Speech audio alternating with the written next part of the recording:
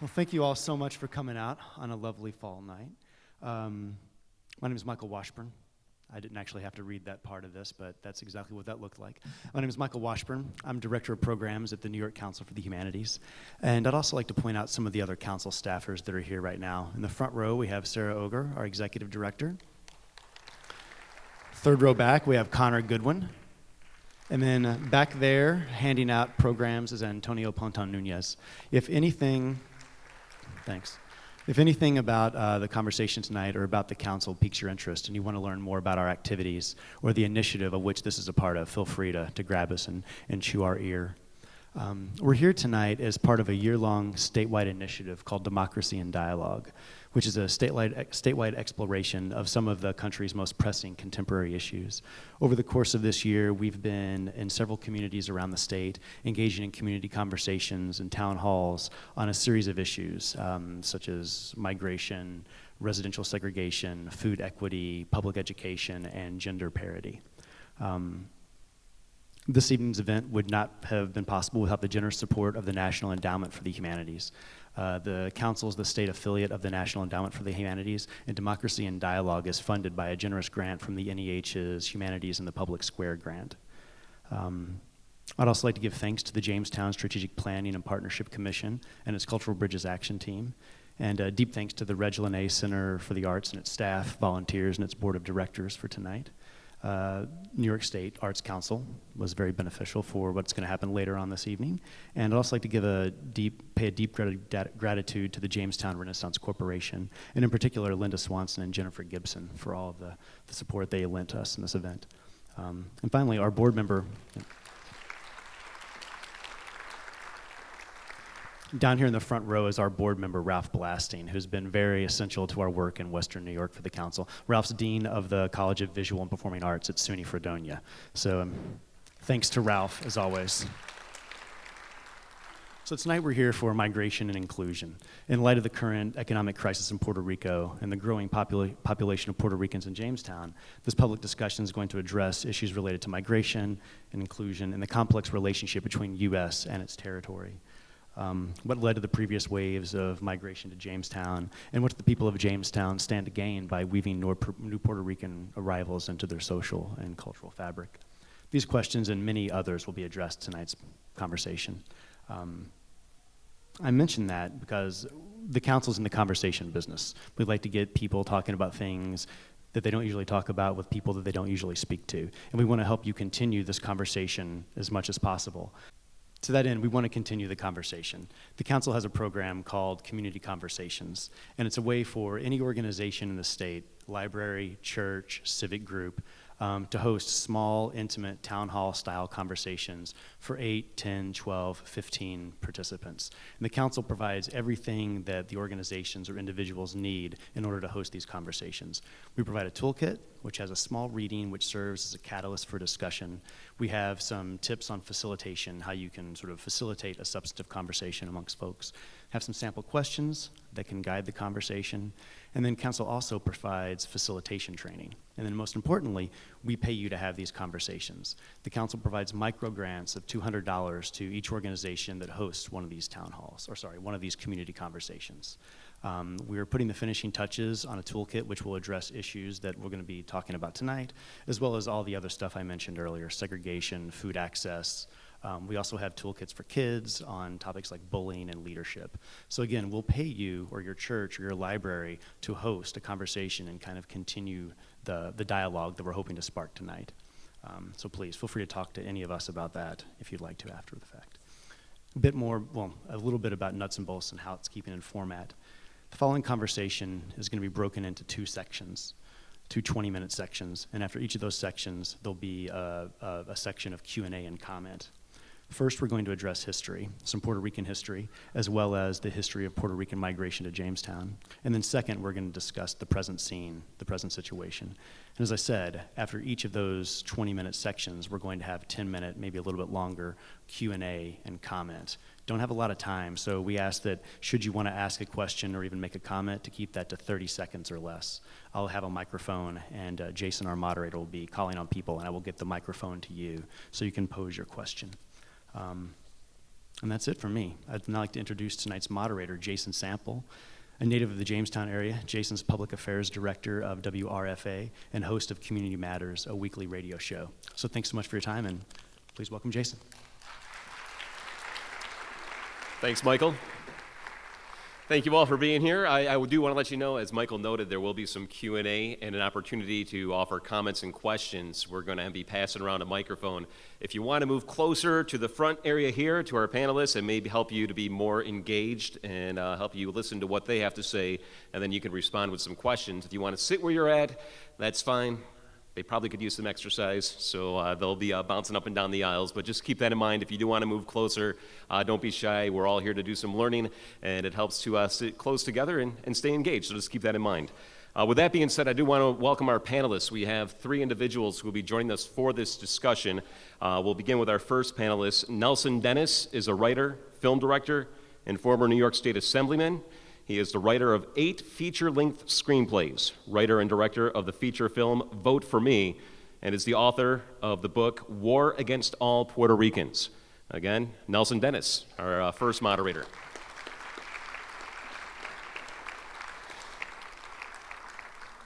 Our second panelist is Indo Quiñones. She was born and raised in Dunkirk, New York, by Mexican and Puerto Rican parents. Currently, she is living in Jamestown and is an outreach and engagement specialist, technical assistant, and at Evergreen Health Services. Again, Indo Quiñones. And finally, joining us, we have Peter Lombardi, a Jamestown native. He's a city planner at CZB LLC. Prior to joining that firm in 2015, a lot of our residents may remember him. He coordinated neighborhood and downtown revitalization initiatives at the Jamestown Renaissance Corporation and wrote Jamestown, New York, A Guide to the City and Its Urban Landscape from SUNY Press. Again, Peter Lombardi. And as Michael noted, we're going to be breaking this down into 2 parts. Obviously, we want to have a discussion about where we're currently at and possibly what we can do to move things into the future. But before we do that, we want to focus on how we got to the point we're at right now. So it's important to visit the past. As some of you know, I'm on the Historical Society here in Chautauqua County, so I think history is very important and it's very relevant to our conversation today here at the Reg Lene. So I think a good place to begin, and either of our panelists can begin with this opening question, is Jamestown obviously has been home to Puerto Ricans and Hispanics for several decades now. And what were some of the underlying reasons for their arrival in the past, and are they the same reasons as to why they're arriving today? I would say yes. Yes and no. In 1940s, Western New York had an influx of Puerto Ricans. If you don't know, from 1917, almost 100 years now, Puerto Ricans have been U.S. citizens. There have been influxes, migration of Puerto Ricans due to agriculture in the 1940s. Come the 1950s and 60s, like any steel town and Rust Belt town, there was manufacturing. And there was actually a call like, we need workers. And 50s and 60s, many Puerto Ricans came about. By 70s, just like my mother, she came in the late 70s, early 80s. There was just that family connection. So that's where it differs a little from, it's going great here. Things in Puerto Rico the economy was, had more trouble than we had in the 80s. So, if you knew someone, you got on a plane and you came to New York City, Orlando, Miami, Philadelphia, and weirdly to some, Western New York, and the Dunkirk and Jamestown area, and Buffalo, New York area. Now the difference from people coming in now, I would say in the last 20 years, it's just been economy-based, just hard times, more people just know each other, and your family is here, so let's try progressing as a family in the homeland, in the mainland, I'm sorry. So You mentioned the economic crisis that's currently happening in Puerto Rico, and it's not something that happened overnight. It's something that folks have been aware of, that's been going on. It's really come to a head in recent years. How did Puerto Rico end up with so much debt to begin with? How did we get to the point we're at right now? And maybe, Nelson, you can help us out and guide us through and explain, I guess, as brief as possible. I know it's a topic that's hard to be brief on, but how did we get to the point we're at in Puerto Rico, and how does that correlate to what we're seeing here in Jamestown? Puerto Ricans have been subjected to a condition comparable to 100 years of solitude. The problem being that whereas the African American experience is deeply integrated into our national experience and mythology, Puerto Ricans, as Pedro Albizu Campos said, that it's amazing to him that owning one person, slavery, would make you a scoundrel, but owning an entire nation makes you a colonial benefactor. And there's a cognitive disconnect between where Puerto Rico is in relation to the United States. So very quickly, the United States went in 98. The following year, Huracán San Ciriaco, the most devastating hurricane in that century, destroyed the entire island's coffee crop. Over $50 million worth of coffee was gone. Tens of thousands of people went homeless. But United States sent no hurricane relief at the time. Instead, as opposed to that, in the following year, 1900, they devalued the Puerto Rican currency, and this was the Puerto Rican peso was based on the Spanish peso, and they were of equivalent buying power to the U.S. dollar. However, the United States, by legislative fiat, said, no, you're going to hand in your peso, and it's going to be worth 60 American cents. So think, if you reflect individually what our own lives, and then collectively the community of Jamestown, and then writ large New York and the United States, what it means to wake up tomorrow and you have 40% less real estate, money in your bank account, all of your wealth, and concomitantly you have 40% higher debt. Your student loans just went up 40%. Your mortgage, 40% higher. Your car loan, 40%. It would be a complete social shutdown. This happened in Puerto Rico. So you have a hurricane, a currency devaluation, and the following year, under something called the Hollander Act, there was a steeply graduated set of property taxes that no farmers had ever had under the Spanish for 400 years. So between hurricane, currency devaluation, taxes, the farmers are quickly, desperately seeking liquidity. They were trying to hold on to their farms. The only place they could go was appropriately called the American Colonial Bank. Can't make this stuff up. The American Colonial Bank had no usury law restriction, so they could charge whatever they wanted. So it was like Phil Rizzuto at the money store. Come on down. That we have of course the farmers needed the money. They're trying to hang on to their farms. The bank didn't want them to repay the loans. They wanted them to have the money because they wanted the land. And they got it. And within 30 years, North American banking syndicates owned over 80% of the arable land in Puerto Rico. They transformed the previously self-sustaining, diversified agriculture into a one-crop cash cow economy, that of sugar. And I'm sorry, I don't want to go on at length here, but jumping forward right now, ever since then, Puerto Ricans who have been disenfranchised and torn away from their own land and then became citizens, a month before 18,000 of them then became conscripted into the U.S. Army, because that was what the citizenship was about. A month later, Woodrow Wilson sent his declaration of war, and 18,000 Puerto Ricans went off to fight. They come back, and they find out that under the territorial supremacy clauses of the U.S. Constitution, they were quote-unquote citizens, but they didn't qualify for minimum wage legislation. So they're working on land that was previously theirs for starvation wages. And if they dissented, if there's any problem, they will get shot, like in the Ponce Massacre. They passed a law called Public Law 53, La Ley de la Mordaza, where if you said one word against the U.S. government or even had a Puerto Rican flag, you were subject to 10 years in jail. Now it doesn't factor into the discussion these days, nor do we discuss the Jones Act, which single-handedly has strangled the Puerto Rican economy and prevented it from having its own shipping industry or negotiating its own international trade relations. So as you come forward to how we got this debt, Puerto Rico is unable to have its own private sector. It's entirely dependent on 20-year tax subsidy deals for corporations to come in, like the pharmaceuticals did. They get 20-year tax abatement deals, and when the deals expire, the corporations leave, and everybody is broke and unemployed again. So under those conditions, when the IRS 936 expired in 2006, the pharmaceuticals left 100,000 people when unemployed in Puerto Rico, because they are utterly dependent on foreign capital and U.S. corporations to come in, because they are specifically prohibited from developing their own internal economy. So under those conditions, of course, the public sector is going to borrow money. And that's where we have a new wave of debt. Just like they took the land away before, now they injected debt and more debt for 10 years of debt. And now they're going to send in a financial control board to collect on that debt when these hedge funds only paid pennies on the dollars, and they want billions of dollars from Puerto Ricans who had nothing to do with the creation of that debt. And that's how we're in this mess today. Very well said.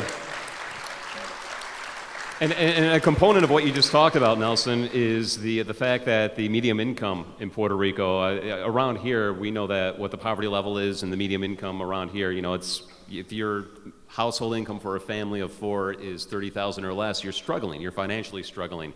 But from what I understand, it's nearly half that in Puerto Rico, the medium household income. However, the cost of consumer goods, from what I understand, are actually much higher in Puerto Rico. So you have these two things working against one another. You can imagine the challenges. Is that a safe assessment?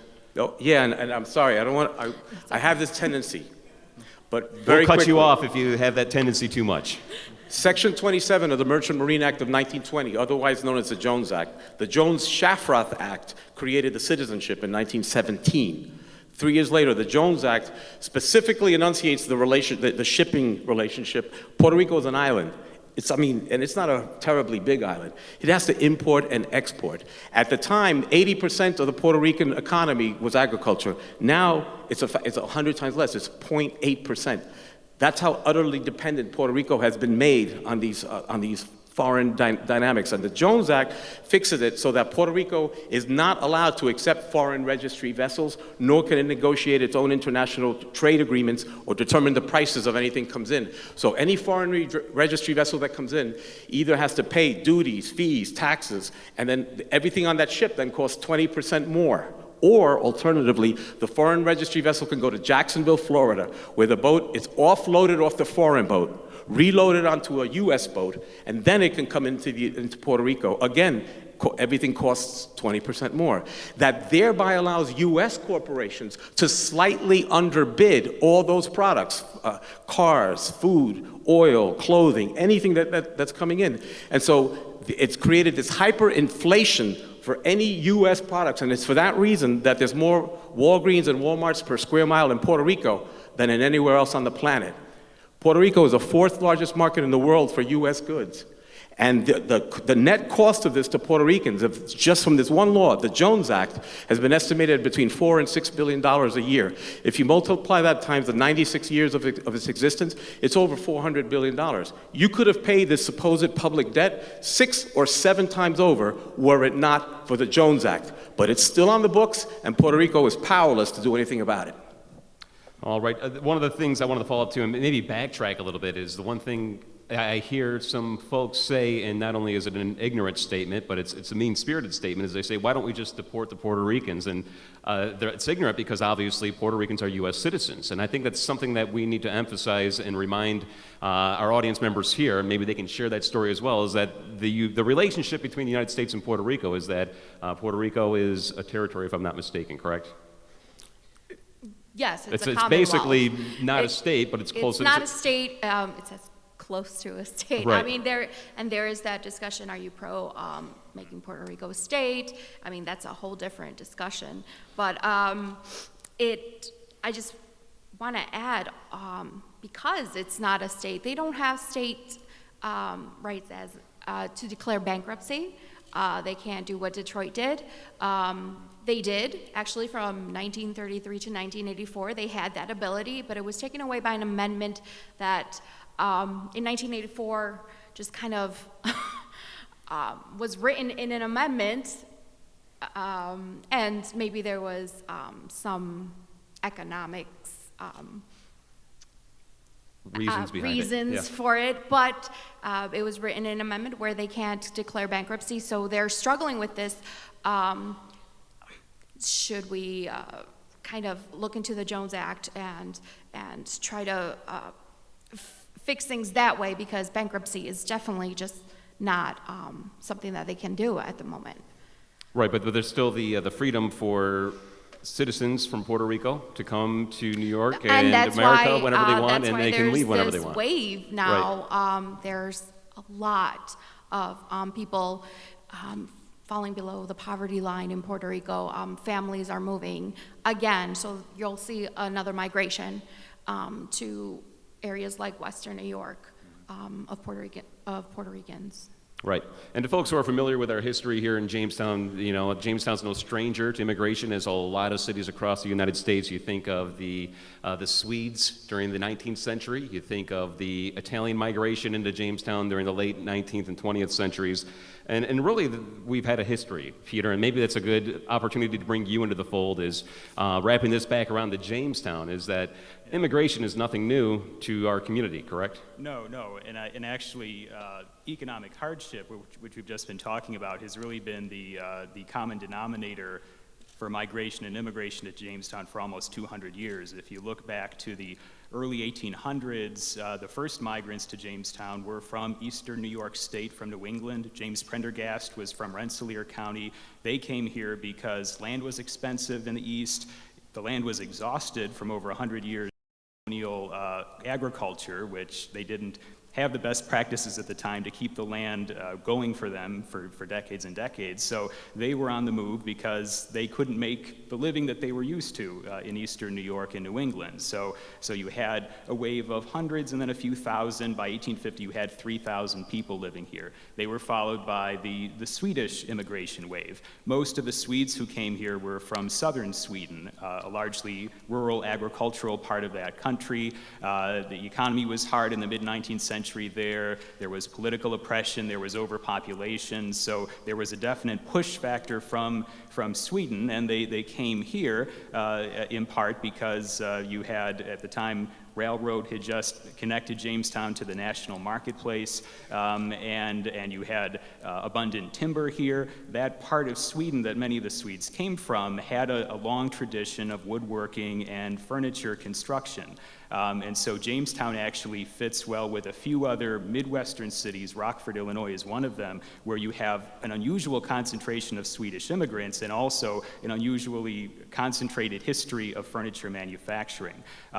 Once you get to 1900 to 1920, you have the Italian immigration wave, followed by Greeks and Albanians. That was a time when many of the immigrants to this country were coming from Southern and Eastern Europe. And again, the economy was bad where these folks were coming from. Many of the Italians who came to Jamestown came from very rural parts of Sicily and Naples. So they weren't coming from Milan and Venice and Rome. They were coming from the rural agricultural parts of Italy. And at that time, Jamestown was at its industrial peak. There were a lot of jobs in the furniture industries that many of the Swedes had helped start. There's increasing metalworking industries in Jamestown. That door was shut by a reactionary wave in the 1920s that stopped Southern and Eastern European immigration across the country. And then you saw in the 20th century, you again had internal migration happening. African American populations migrating north as part of the Great Migration to the industrial north and Midwest. Hundreds settled here in Jamestown for the jobs. And then the Puerto Rican migration after 1950. So I think that's important to understand. There have been so many waves of immigration in Jamestown over 200 years and migration, and they've all been tied to this push factor of economic hardship and the pull factor of either economic opportunity or some sort of family connection from someone who came here for economic opportunity. From what I understand, the certain individuals and groups that migrated into Jamestown weren't necessarily welcome immediately from what I've read, and I think our history indicates that.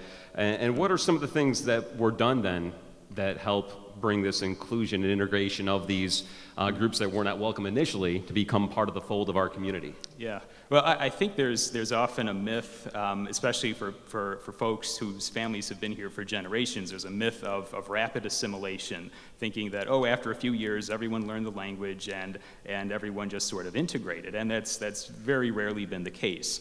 When the Swedes came, again, they were coming to a community that was largely folks who had been in this country or on the continent for a while. They spoke a different language. They came from a rural area, and you know, they weren't treated too well when they first got here. And you know, it took a while to integrate, to become well integrated economically into the community, but you still saw a very distinct Swedish culture maintain itself for decades, so that you had Swedish language newspapers that got started and that lasted into the 20th century, a rich Lutheran, you know, religious tradition among Swedes. Same thing with Italians, you know, keeping sort of separate religious institutions, you know, speaking Italian at the corner grocery store on Newland or elsewhere in the city. So, you know, I would say, you know, it's hard to point to specific things that the city did or different communities did to try to pull people together. One the biggest thing is simply time, and after generations, you know, barriers come down, and in cases like we were talking before this session about the Italian American Golf Association and sort of pulling together Italian and Swedish businessmen back in the 1960s and after, you know, there can be some active you know, efforts to try to push integration along, but time is such an important component to, you know, just people getting used to each other and recognizing that hey, we're all here for the same reasons. The name of this forum is Migration and Inclusion, and you mentioned a term that's not part of the topic, that is assimilation. Is there a difference between including a group into your community and assimilating it into your community, or are those one and the same? And I know this is a question we didn't really talk about during our luncheon, so I apologize, but since you brought up assimilation, I want to know if there's a clarification between those two terms. I could speak a little bit on assimilation. Assimilation is when you completely try to erase your culture because you want to be just like everyone else in the area. Inclusion includes competency, meaning you are living with both cultures or several cultures at the same time. That's kind of like the fast, easy definitions or differences between them. There is a history of forcing assimilation in our immigrants and migrants. Even though, you know, things like laws and Title VI to start with says, hey, you know, we have to accommodate. Let's be competent because they have a different culture. We need to accommodate that. In the past, it's like, well, they're in America. They have to be American. So what is being American? It's being American speaking English and having spaghetti and meatballs and pizza and eating apple pie. But, you know, for me, being American is some of that, but also it means I will eat tamales and arroz con gandules on Christmas and every other day too. So, and I will speak Spanish, and I will speak Spanish with my parents as long as, you know, they're here and I'm here. So that's the difference between assimilation and inclusion. We've learned that erasing someone's culture really is not benefiting. As a whole, in the long run, inclusion and competency actually does help because we learn from each other. We learn not to repeat history, even though sometimes we still do. So it's a long struggle because I still know of people who do think assimilation is the way to go, but it's good to have the conversation at least. I mean, we're there having the conversation, and as long as we communicate with each other and we keep an open mind, then maybe things will change. Okay. I would add one note too. We may all have noticed that corporations are very quick to perceive a new marketing, a new branding opportunity, or new lines of profit, and so Albizu Campos said anything. They want they want the bird cage, but not the bird. As far as Puerto Rican goes, the United States wants the cage, but not the bird that's inside it.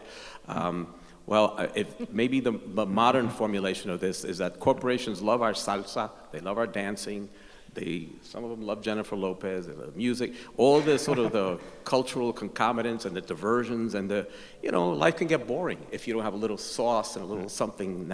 So that part comes in, but once in a while too, you have to take the Puerto Rican that's inside it. And so, please, a really piece of good news in this is that if you look underneath all the confusion and the politics, and there's so much politics now with the Financial Control Board, the Promesa, and governors that take $16 billion in debt and then go to Washington and say that Puerto Rico has a spending problem. But aside from that, culturally, Puerto Ricans are very family-oriented. Religion, Catholic religion plays a strong, they're, in a sense, they're socially conservative. There's a lot of points of connection, historical points of connection that are actually, in a very American. Even the Horatio Alger sense that you can come and work hard. There's a very strong work ethic that's not perceived. You have to have a work ethic if you slaved as a machetero in the sugarcane fields for generations, but that's not what's recognized. What's recognized is, the Puerto Ricans, they have the food stamps, they're not paying taxes, they're getting over on us, and now they want us to pay their $72 billion bailout. Excuse me, Wall Street got $1 trillion bailout, and they kept the damn money, and we all got screwed. Puerto Rico, if you look at, I'm sorry, I'm veering off a little bit, but really quickly in terms of, comparative debt, if you divide the population of Puerto Rico, which is 3.5 million, into the debt, it works out to about 20,000 per capita. The debt of the United States, currently the federal government is about $19 trillion in debt. And the state governments are roughly, the municipal bond market is $3.7 trillion a year. That's debt. Those are municipal bonds that are issued, which have to be repaid. So if you add all of that, the per capita debt in the United States is 70,000 per capita. In Puerto Rico, it's 20,000. Well, on those terms, Puerto Rico should send a financial control board to Washington to help the United States match in its economy. Mm-hmm. All right. Thanks, Nelson. I think now's a good part to take a break and ask if there's any questions regarding what we just talked about here. Does anybody have any comments, questions, anything you'd like to add to the conversation before we move forward? We're going to be talking more about Puerto Rico as well and its economic situation and the impact it does have on the United States. But we'll get to that in a moment. In the meantime, good opportunity to ask some questions or make a comment and be part of this dialogue. Anyone? Mrs. Bob.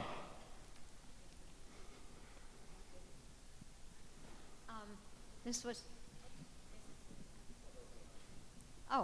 okay. My question's about the Jones Act. I have never heard of it. Could you elaborate on how it got to where it is?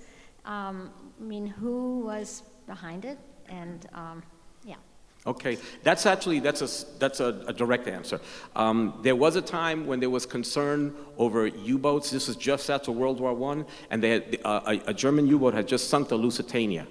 And so there was concern over the protection of mercantile trade routes, and that made sense. So there was a national security issue, and it also had a policy rationale that the money that is recovered from this, like in Puerto Rico, instead of it being paid into the Puerto Rico Treasury, it's just not. It goes to the Merchant Marine. That's why it's called the Merchant Marine Act.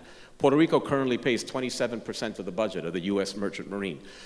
But that wasn't intended to be a long-term. When the original policy reasons expire, we no longer have German U-2 boats patrolling the Atlantic. So that was the main reason. So what it's doing now, though, it protects jobs, unfortunately, in Jacksonville, Florida. It gives 4 Carrier Act companies, Seastar, Crowley, Horizon, and Trailway. They have a virtual monopoly on all the shipping that goes in and out of Puerto Rico, and it allows all these companies to inflate their profits. A car in San Juan, the same car, make and model number, costs $6,000 more in San Juan than it does in Miami. Somebody's making a killing. Right? And those are the people that lobby in Washington. And now under Citizens United, it becomes even harder to reverse that. So the Jones Act is very strenuously in place, but there's a very growing consensus that in Puerto Rico, it's part of the structural problem. And the people that are getting hurt, not only the Puerto Ricans, it's the American taxpayer, because they're paying monies that go into Puerto Rico, and then they just go in one pocket. Nobody's rich in Puerto Rico. It's a very thin, narrow group. It goes into the other pocket, and it gets fed up to these corporations. And so, unfortunately, we're all caught up in this together. And the sooner that we can realize it, the sooner things like Jones Act reform and some immigration reform, and although we're not immigrants, can start happening. So that's a really great question. If we got rid of the Jones Act, we get rid of many of the problems in Puerto Rico. It's an absolutely outdated law. All right. Any other questions or comments? And while we're making our way over to the next question, just remind you all, try to keep your questions or comments brief, about 30 seconds or so. Well, okay. Now, this is sort of in the same sort of tone as Rennie Bob's question. I'm curious about, you said that the peso was devalued, and this was before the Puerto Ricans became U.S. citizens. I wonder who was responsible and what was the rationale for the devaluation? I don't mean to, I didn't mean to sort of sound political or, but from, right, but here I go again. Because it really, that, if you just think it through, if you sort of reverse engineer the situation, the first governor, I'll be quick, the first governor, the U.S. governor of Puerto Rico was a guy named Charles Herbert Allen. He only stayed in 17 months, and he handed in his fiscal report to President McKinley, and then he took that as a business plan to Wall Street. He became a vice president at Morgan Stanley, and then he became, within 10 years, treasurer, then president, then chairman of the board of the American Sugar Refining Company, which today is known as Domino Sugar.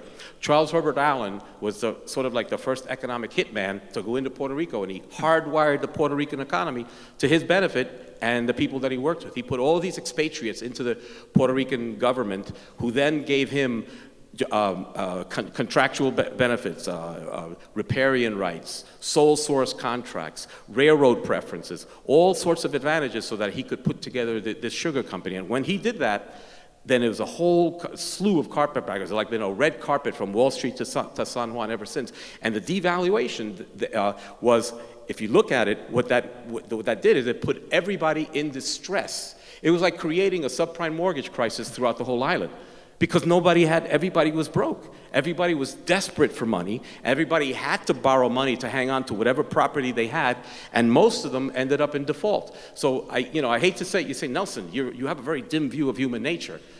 Well, I mean, all I can say is the history speaks for itself. There was no need to devalue the currency because they were of equivalent buying power. The Spanish peso was the basis for the Puerto Rican peso. It was actually the same physical currency. And the American dollar were of equivalent buying power. So if you look at the history, the only reason then would be so that the United States could go in more quickly, more easily, and appropriate the land for their own use, legally. May have time for one more question or comment. We have one right here in the center. Hi, this question is for Denis, or for Nelson, I'm sorry. When I was in college, I met someone who was pro-independence for Puerto Rico. Does that movement still exist? Are you pro-independence? I'm not. It wasn't inherently when I wrote this book. And by the way, these words were enunciated by the police chief of Puerto Rico when Puerto Ricans had the temerity to say, we're starving. We can't work in these sugarcane factories anymore. And they had an island-wide agricultural strike. They sent a new governor, Blanton Winship, and a new chief of police who militarized the police force, and they started Tommy gun training, and then they massacred people in something called the Ponce Massacre. And so after one of those massacres, he called the press, the police chief, and he said, they asked him, why are you doing this? He says, it's very simple. If Albizu Campos and the Nationalist Party to continue to instigate the sugarcane workers and university students, there's going to be war to the death against all Puerto Ricans. That didn't get reported over here in the mainstream press. It just happened in Puerto Rico, and it happened again and again. So now, as far as the independence, when they foisted this Commonwealth relationship in 1952, which has now been revealed as a complete tapestry because the Solicitor General, the Obama administration, argued to the Supreme Court, and the Supreme Court agreed just about 3 months ago in two Supreme Court cases, Sanchez Valle and Franklin Trust v. California. They agreed, the Supreme Court, that Puerto Rico was and continues to be a territorial possession of the United States under the supremacy and the territorial clauses. Then the Congress, in that same week, acted on it because they signed the Promesa Bill, which created a 7-member financial control board, which now has taken control over the Puerto Rican economy. They've already exercised jurisdiction over 25 agencies and over the Commonwealth government. So it was under the conditions in 1953 when they voted on this Commonwealth, you could vote for independence. But Public Law 53 was in place. Under Public Law 53, if you said one word against the US government, or one word in favor of Puerto Rican independence, or owned, not even display a flag in the street, own a flag in your own home, the size of a postage stamp, it was a felony and you could go to jail for 10 years. So tell me how I'm gonna go and vote for independence for Puerto Rico in 1953 if I'm gonna go to jail, or if someone knows me and they rat on how I voted. So it has always existed. The sense, even in Puerto Rico, the thing is, scratch one guy, un melón, scratch anybody's skin, and you have an independence fighter in Puerto Rico. Everybody in Puerto Rico, just by the mere fact of their having preserved their language, having preserved their cultural identity, that's a very implicit statement of independence. The problem is that Puerto Rico, this is an opinion, but there's an element of Stockholm syndrome that has developed. In the time of Pedro Albizu Campos, he had a military giant, the United States, who had just won the Second World War and had bombed two cities in Japan. Now I think there's actually a more complicated enemy. There's a United States that has sold you televisions and consumerisms and McDonald's and highways. So as opposed to an enemy that's right in front of you, it's an enemy that sort of has IV'd itself into your veins. And so independence, although it makes enormous sense, it's like a Gordian knot, Puerto Rico, and the only way to really unravel this, things like the Jones Act, is by cutting it, because the US Congress is not going to do it. And yet people are afraid. I've noticed you here in the audience, you probably know well, if you have some families in Puerto Rico and you talk to them, they're concerned because they don't know what independence feels like. And so it's sort of an Orwellian situation where both sides don't know what's really happening on the other side of the continent. We have to move forward here, but my apologies to the gentleman in the red here. I will let you ask your question afterward. Does that work? Once we move forward, or would you prefer to ask it now? And we're doing that right now, so I'm glad you brought that up. So we're going to move forward here, and this is part of the conversation of the migration here into the Jamestown area, right? And how do we address this issue? The one question I think we need to stay with when it comes to Puerto Rico is the humanitarian crisis. Is there a humanitarian crisis? Some folks say, well, it's a territory of the United States, things are going fine. Is it going fine in Puerto Rico, or is there, almost a third world condition humanitarian crisis in place currently, today, presently? Simply put, Puerto Rico is going through an economic crisis, which means many families are moving here. I'm going to compare Puerto Rico with Jamestown and Chautauqua County a little bit. Jamestown and Dunkirk public school districts, I believe about half of their students are below the poverty line. And in Puerto Rico, it's, I'm going to say, now don't quote me on this, it's definitely more 75 to 80%. So when we think, oh, Puerto Rico is not a third world country, they're getting to a place where they do have that Stockholm syndrome. Like they have that Americanization, that McDonaldization. They've been living like the mainland does, but if it continues the way it does, they will not be able to. And it might happen sooner than later. So the current state of what's happening in Puerto Rico, is that what is the primary driver to what's bringing people to New York and specifically here to Jamestown today and in future years? Yes, I would say, just speaking to many of them, things are not good there. I am scared for my family. I am here because there's at least hope. And there are opportunities. We are going through an economic crisis here as well, or a recession, or dealing with the aftermath of a lot of economic woes. But there are opportunities here, and in comparison, it is a better life here for many. And so they hope for that. If there is two parallels that might be, we were discussing that might be helpful also. I've become aware that the mayor, for the first time, declared roughly a $980,000 deficit. $870,000. I'm sorry, if he's here. $870,000 deficit, and for the first time, and that's somewhat comparable to this sudden annunciation in Puerto Rico of the problem.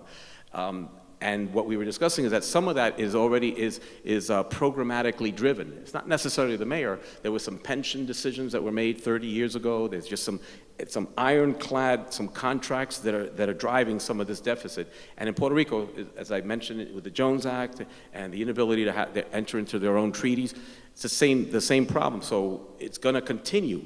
Now, in terms of solutions, another thing that we were discussing is, there's been discussion of selling or privatizing or in some way divesting the local power plant. You're shaking your head, and you know what? I agree. And that's part of the problem in Puerto Rico, because you see, with this debt situation, they're looking to do what they did 100 years ago when they got rid of the land and then these banks took hold of it. They're looking to privatize the electrical grid, the water supply, schools, prisons, highways. The entire public infrastructure of Puerto Rico is now up for grabs. And if they do that, it's just simply going to become more expensive. People are going to lose jobs. Pensions are going to be rolled back or eliminated. And then the net result will be you'll be seeing more Puerto Ricans moving to Orlando and moving to Jamestown and looking for refuge because they'll have to leave the island. So the kinds of solutions that are being considered in Puerto Rico, if they don't work in Jamestown, they don't work in Puerto Rico either. And it's going to have a repercussion because more people will have to leave and they'll have to come to communities like this. And so the problem will just deepen. Let's move along then to when they do come to the community like this. Are there places in place or programs in place to welcome new arrivals to Jamestown? What are currently some of the programs that we have to help out individuals who come from Puerto Rico to our community here in New York State? Okay. There are programs locally. We have the Hispanic Council. So, yay.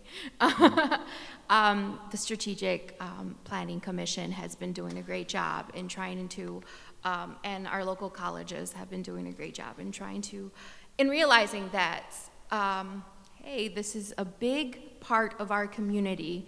We need to engage better, and they're taking big steps when I say local colleges, I mean JCC and JBC with their programs there, and the Strategic Planning Commission. They're moving the needle along, and they're helping them out. Along. It's just a matter of time, I think, and momentum. Are there currently challenges in place now, though? I mean, is there experiences that you've heard from individuals who have come to Jamestown within the past 5-10 years, and they relay their concerns or the challenging aspects of arriving here? I can imagine language may be the most obvious. The biggest challenge is the language. I interpret for part of my living, so I know that's not only a big challenge for them, but it's a big challenge for the provider and the company. Most of them do want to have that connection and want to service the community as best as possible, but it's almost like they weren't prepared as well as they should have been for this influx of this wave of Spanish-speaking individuals in the area. So that is the biggest factor. So then, what are some of the things that Jamestown can do? And this is a good question to keep in mind when we get back to polling members of the audience. Maybe you can offer some suggestions as well. But what might Jamestown be able to do to enhance the appeal to newcomers here in Jamestown? Are there things that can still be implemented that haven't been thought of yet? And I'm sure a lot of folks could say there has. I would say one thing, things like this, holding a conversation annually, biannually, and opening yourself up to your neighbor. I know it sounds cliche, but just opening your door to getting to know someone, your neighbor. So having this conversation now, it's great, but how do we, keep it going? How do we have something like this again? That would be great. And in other parts of the county, I would say as well. Yeah, I would say that, I think in a lot of communities, and including to some extent in Jamestown, there's a tendency to sit back and say, okay, well, City Hall, what are you going to do about this? Or some big institution, what are you going to do about this? And certainly there's a tone that city government and other big institutions can set when it comes to thinking about, welcoming a migrant population. But I think civil society is really that's at the end of the day, it's neighbors talking to neighbors, it's churches talking to other churches, it's sort of speeding up the process of sort of softening the barriers that people sort of put up naturally when they see things changing, and just getting used to that this is a community that is always changing, and this is the next phase of change. And I think in terms of a few specific things, when you think of programs or projects that the community could think about, one thing that a lot of cities are working on are home ownership programs for immigrants and migrants, thinking about ways to get them fully vested in owning a piece of the city, investing in neighborhoods, and becoming more fully integrated into society in the city in that way, and also thinking about the ways that the community can support entrepreneurial activity.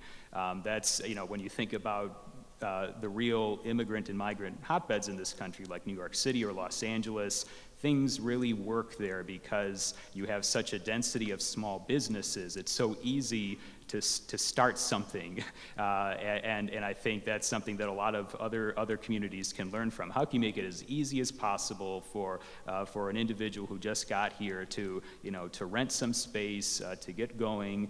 Because usually, when you think about immigrant and migrant populations, they tend to be risk takers, more risk tolerant than many of us. And so, how can you support those new coming populations to really try new things and be part of change in a community? One other thing, in terms of supporting programs, it occurred to me, when I was in the State Assembly, the assemblyman for here was, as you told me, was Bill Parment. And maybe some of you remember him. Bill Parment was a lovable guy. He played the harmonica, he loved to go road running, and he was constantly trying to raise the price of milk. Because of the district that he supports, right? Pero de eso hace 20 años. That was, 15, 20 years ago, and there's been a demographic shift. So the point that I'm getting at is now there's a new assemblyman, and since the Puerto Ricans are still, the demographic is not large enough, it may not register, it may not be on his radar. So maybe something that you could do in terms of supporting the programs is don't just access the new assemblyman, but go to the Puerto Rican task force, the one that's headed by Marcos Crespo in the assembly, and the Black and Hispanic task force. In other words, don't circumvent, but it empowers your assemblyman, because here's what you do. You establish a relationship with them. You tell them, you show them the demographics, and then once you have that dialogue going with Marcos Crespo, then you talk to your local assemblyman. And then you bring Marcos Crespo and the local assemblyman into the same room and see what kind of monies they can get from the state budget here into Jamestown. Good idea. One of the things also, Nelson, on this point I wanted to ask you about, because you're not from Jamestown, you're actually from what a lot of folks consider one of the largest melting pots in the world, New York City. Are there things that can be implemented in a large metropolitan area as diverse as New York City? Are there things that you've seen growing up there, living there, representing there, that can be carried over to a small community like Jamestown, a small city? Yeah, I just saw one of them. I just went to the Lucille Ball Museum. And so, I come from Washington Heights and East Harlem, and I tell you, every time that Ricky said "arroz con pollo" or something, and so it's fun. It's a funny thing, but you actually have. It occurred to me that sense, that's sort of like, that's really a great icebreaker. That museum there, it's phenomenal, and so there is, there's a sort of a shared legacy. I think that, as you said, having events like these and having the discussion carry forward. And some of the best things about these events is disagreeing. Because if everybody agrees and then everybody goes home and then nothing changes, it's great. Having been in politics for a while, I'll tell you, when there's 10 Puerto Ricans, there's 20 opinions. That much I remember, right? But that's a good thing. That's healthy. So, let's get these differences and these discussions out, and progress together as human beings. And it's a very enriching. That's what evolution is about, and I think that's how you build communities, when you speak openly, and then you start thinking creatively, like the thing I just said with Marcos Crespo. Going forward, if you whenever call me, just for thinking out of the box, I'll be glad, or to make some phone calls. But it's sometimes when you just gotta shake things up, that then, new ideas happen. So that's what I think. But, maybe something I'm just thinking with that Lucia Ball or Ricky Ricardo, maybe you can build on that. Maybe you can have, year-long, every year, some sort of Ricky Ricardo event or something. I think it'd be a gas. If they'd have let me, I would have laid down on that bed in the studio, because I just said, here I am in the land of Ricky Ricardo. It was great. Lucy, I'm home. Yeah. So we want to focus a little bit, too, on some of the successes that are happening here in the Jamestown area. And I really want to thank Kurt Young, who's here. He's with the Cultural Action Team, as well as Jamestown Community College. And that video we saw really shows some of the success stories of individuals in our community. But the question remains, is it limited just to those 5 faces we saw in this video? Are there other successes in the Jamestown area that we should become aware of, and how can we use that to roll into building other successes for other families in our community? Yes, there are definitely more than those people. They are a great representation of our community, but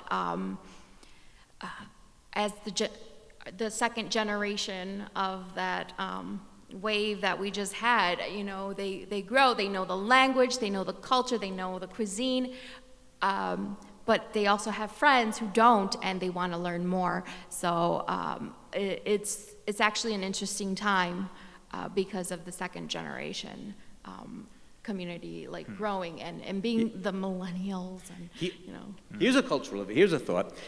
We were just listening to the soundtrack for David Gonzalez and his group, and that's a tremendous band.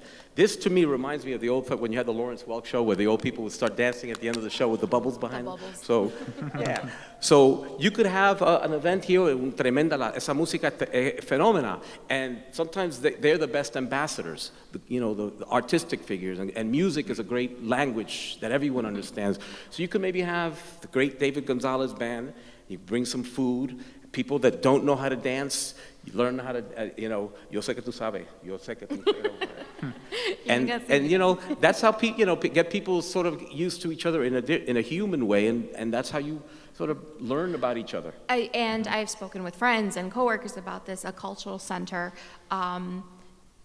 that is open to teaching about all cultures. That is, I think, greatly needed in an area like this, because hello, we're here, and we want to teach you, and I know so many people would take a workshop, even pay for a workshop about dancing, about cooking. I'm like, I want to learn how to make that rice you made. I will teach you. But a cultural center like that, that would be a great thing to have. Hopefully, maybe some people might, start working on that. That would be great. One of my favorite things about Jamestown is the Scandinavian Studies Group, and that is a not-for-profit organization that focuses on highlighting the Scandinavian culture in Jamestown and its rich history, and they do similar programming throughout the year. Is there something like that currently in place, where there's not just once a year for Hispanic Heritage Month, but something that could be, or is there a cultural group that's currently in place that does those kind of events on a regular basis throughout the year, rather than once a year for a month, October, for example? Unfortunately, I don't know of many that do it in the area. I remember as a child or adolescence years, there was a Puerto Rican festival where I grew up every year for different reasons, safety reasons, they say. It was kind of, canceled, no more. and nothing actually has happened since. There are places you could go. There are school clubs, of course, so that's always great, but I would like to see what I used to see before. Nelson, I'm going to go back to you, and you mentioned a great example of how state government can work to help out this issue here at the local front, but one of the things also that can be done is at the more localized level. Is there things local governments can do to help make reasonable changes to integrate this new population and this growing population?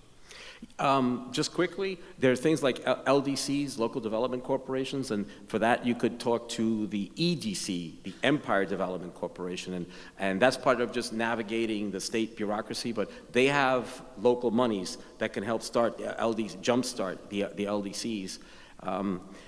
There's also, if you have a lobbyist or someone, see if you can get some sort of tax abatement. And for instance, in New York, they have 80-20 in terms of residential development, where the developer gets, if he commits to a certain amount of affordable housing in a building, he'll get a certain amount of years of a tax abatement deal. So sometimes you can get tax arrangements, tax preferences from the states that flow down to the localities, and thereby creating subsidies for the community groups.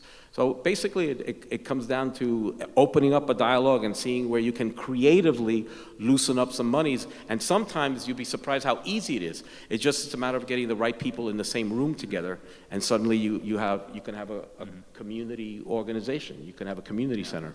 Yeah, I mean, on the topic of the state, and this might be something where the Council for the Humanities can get involved.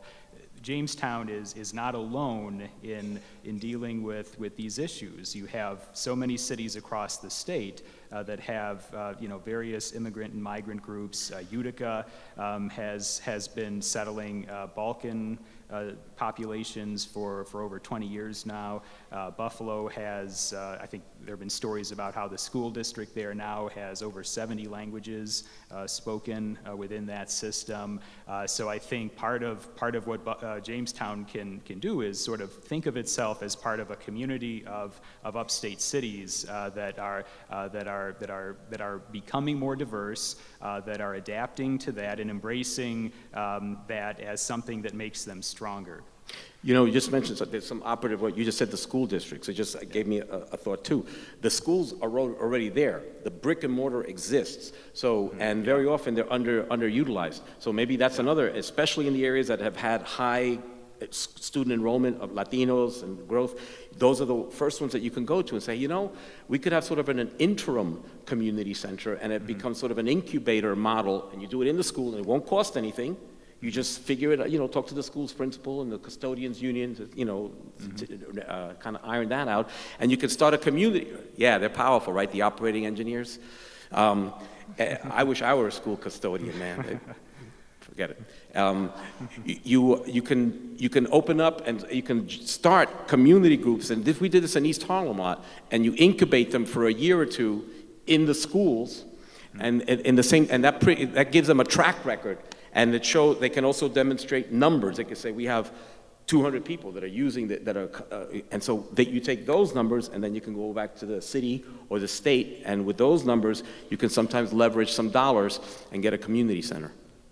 All right, I've got a few more questions, but I know that we're running short on time, so maybe I'll hold off on my questions. I'll talk with you some more afterward, but maybe it's a good point now for our audience members to ask any questions they may have based on the second half of the dialogue we just took part, and I see several hands going up. We'll go first to the gentleman in the red here.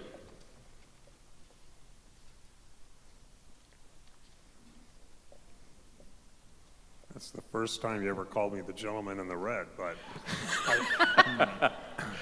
it won't be the last. Like he doesn't know who I am. I feel like that guy at the debate who had the red sweater.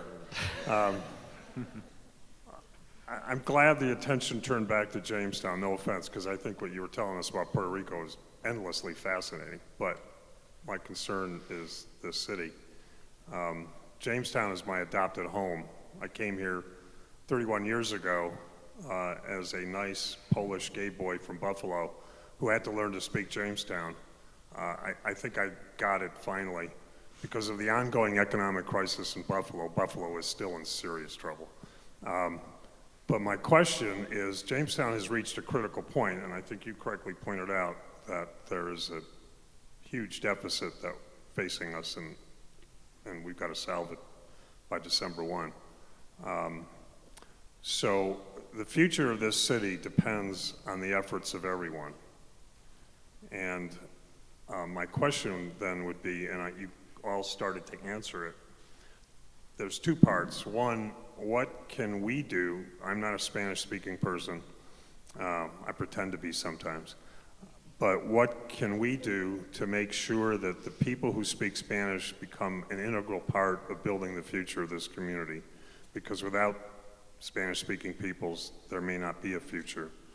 But then my second part would be, what can Spanish-speaking peoples do to help me and all of us who love this town rebuild it and ensure a future? Because I think it's clearly a two-way street.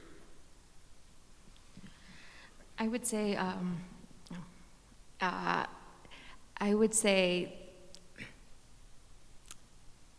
you keep, you ask them more questions, try to be part of their lives, and I know it's harder than it is because we're so involved in our own issues and problems, and let them know that it's okay, you know, you are struggling with learning a new language. It's okay that you're, right now you're speaking Spanish, but hey, how's the English going? And vice versa. I think, hablando se entiende la gente, and I think if you just keep communicating with amongst each other, if we keep communicating with each other, that's step number one. I don't know if anyone else has. No. You know, it's like I said, the next generation is kind of more open to that because they see it every day with schoolmates, and they like learning about each other, and they love the differences. So I think through time, it's just a matter of time for. Is that what it is, a generational thing where you see that the students, high school students, and even students in elementary school seem to be more accepting and enjoying individuals of a different culture and bent? They're not afraid to ask the questions. Right. And I think that's what it is. You don't want to offend. Yeah. Ask the questions as respectful as it could be.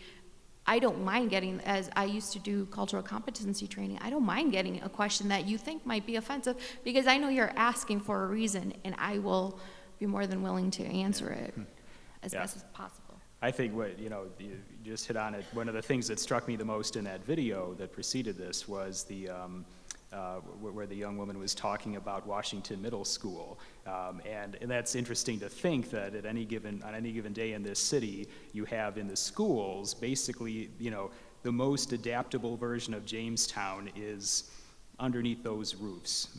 And so that's interesting to think about the schools as really, those are sort of the linchpins right now to changing attitudes and creating a more welcoming culture in this city. So if there's any way that the average citizen can become more involved as volunteers at the schools to familiarize themselves with the students who are there now, I think that might be a really easy route into it. There's maybe two examples of, I'm trying to listen to the granular aspects of your question, which were, how can we build something and work this out together? So I think I'm trying to think of two, I thought of two examples of making the Hispanic community a vital component of a shared economic revitalization. And here's one example. When I was in the Assembly, I conducted a census tract by census tract study in East Harlem of the bank lending I used the HMDA, Home Mortgage Disclosure Act, and the CRA, the Community Reinvestment Act.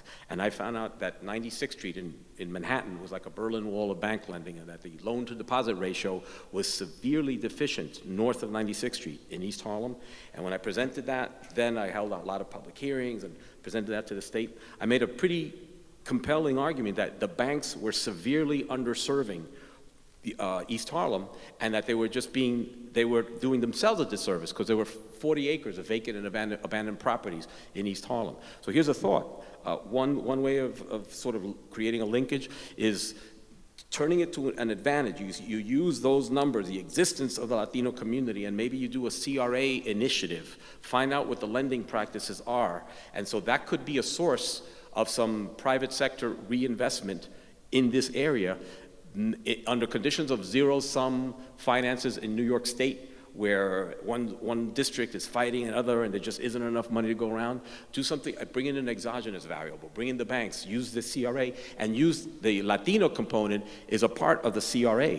So you use those numbers to the advantage collectively of Jamestown to develop. Those banks then have to reinvest, and they have to do some community lending and community grants as well. So that's just one. A second thought is, having gone and having loved I love the Lucy Museum, there may be some touristic opportunities that this very lively new population can offer. The music is phenomenal. I mean, when we hear it later on, maybe there's all sorts of tourist development opportunities where this new group can offer something that adjoining communities don't have. I saw that Buffalo has a tremendous number, is like Restaurant Row over in Buffalo. So maybe there's all sorts of cultural opportunities that can develop into economic resources for Jamestown, and you make the Latino culture a part of that, and you use that energy to get tourism. Next question, right over here. I guess I'm concerned about the employment opportunities for the influx of people. I don't know where this comes in, whether they have to have the language or what, but this concerns me. Do we have our manufacturers going? Are there job working? opportunities Yes. available that individuals who come into Jamestown are able to jump in and apply for those jobs and readily, if they're hired, to come right in and hit the ground running, so to speak? Just because I deal and dealt with community members face to face, I do know that there are very few menial labor, agriculture, and some factory work. What some places of employment have done is their HR person has to speak a second language, Spanish. Their floor manager has to speak Spanish. In order to get these young people who want to work, but that language is the barrier, they have their high school diploma, let's accommodate that, because we want the workers. And so I've seen that has happened, not everywhere.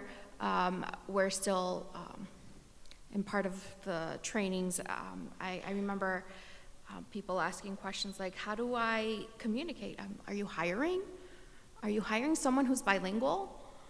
Are you saying, bilingual preferred or bilingual required? Because let me tell you, you get the bilingual required. There are people who are educated who are bilingual in this area.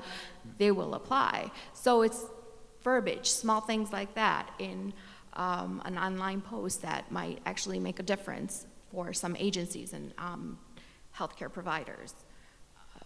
Could there be new jobs or opportunities that could be created that currently aren't in place here? I know we automatically think of manufacturing because so much of us are so deep-rooted in manufacturing. Both my parents were involved in manufacturing, but it is slowly declining in our area. Are there new jobs that can come in and supersede that and become involved in helping to find work that currently aren't present in Jamestown but could be brought in within 5 or 10 years?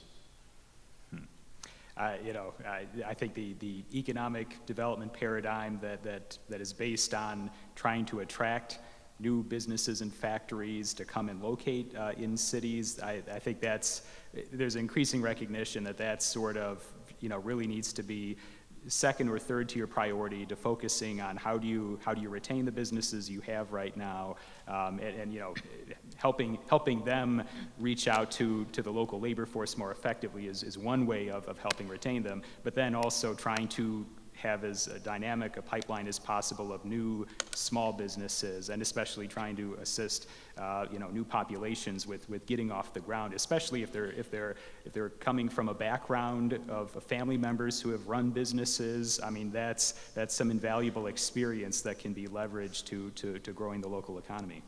You know, here's a thought, a possibility too. I was just thinking, and I keep coming back to it, maybe just because I was just there. Sometimes my mind bears the imprint of the last thing that hit it, but the Lucy Museum made me think of something. Just like that you have these 80/20s in New York. Puerto Rico, the island of Puerto Rico, has a 40% tax abatement deal for film companies, and I know that a lot of states like Louisiana upped its after the inundation, they increased the tax abatement deal, the state, to help Louisiana specifically. So here's a thought. Maybe this is something that if you can, again, with your conversation with Albany, if you can get Albany to approve Jamestown to, and then it would be the state that is a partner in this, that they would increase their tax abatement allotment for companies that come here to, for instance, with the Lucille Ball piece, you could have maybe this Jamestown be designated as a historic district for film, and I see that there's a diversity of there's beautiful, I can see now as we were driving over here, there's countryside, then you have the nice town, you have multiple environments for filming, so maybe the state of New York could designate this area, and it wouldn't cost the government, the state, anything. It's just a tax abatement deal that companies that come here would maybe get a 60% tax abatement deal as opposed to 40 that they could get in New York City. So that's just one, using the film as an example, but maybe there's other industries that you can target that historically have flourished here that are now somewhat on the wane, but if you can get the state of New York to become a tax partner in that, you can maybe renew, you can still use some of the remaining physical plant that is now going into relative disuse, but with a preferred tax construct with the New York partnering you, and that could help bring some of that business right back and some of that manufacturing back into Jamestown.